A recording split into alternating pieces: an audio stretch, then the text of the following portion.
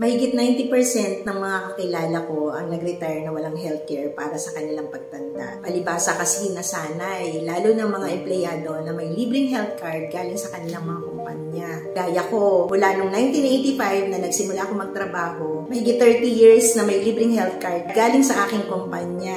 Kaya alam ko na very convenient na meron tayo nito.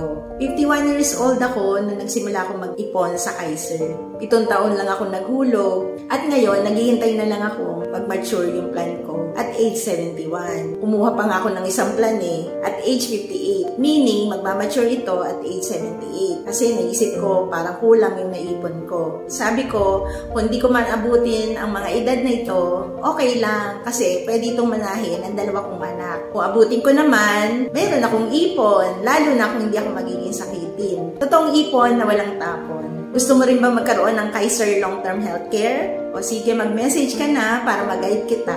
Ako si Lucy Padolina, ang inyong Chicken Mom.